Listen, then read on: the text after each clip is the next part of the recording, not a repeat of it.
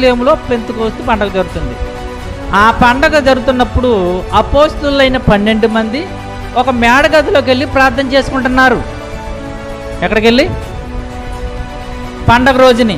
అప్పుడు ఏం జరిగిందంటే ఈ అపోస్తలుల మీదకి పరిశుద్ధాత్మ అగ్ని జ్వాలల వలె వచ్చింది. ఎప్పుడైతే వాళ్ళ మీదకి పరిశుద్ధాత్మ అగ్ని జ్వాలలుగా వచ్చేసిందో అప్పుడు ఏం జరిగిందంటే వీళ్ళకి ఎక్కడ లేని అద్భుతమైన శక్తి వచ్చేసింది, బలం వచ్చేసింది, జ్ఞానం వచ్చేసింది. ఆ జ్ఞానం చేత, ఆ బలము చేత అన్య భాషలు అంటే హెబ్రీ, గ్రీకు ఈ భాషలన్నీ మాట్లాడేస్తున్నారు. ఆశ్చర్యపోయారు అక్కడ ఉన్న జనం. ఎప్పుడైతే ఈ అగ్ని జ్వాలలుగా ఆకాశం నుంచి పరిశుద్ధాత్మ వాళ్ళ మీదకి వచ్చిందో, ఎప్పుడైతే ఆ శబ్దానికి, ఆ పరిస్థితికి అక్కడ ఉన్న జనమంతా మూగిపోయారు. ఏంటి అంటే వీళ్ళు మాట్లాడేస్తున్నారు 12 మంది.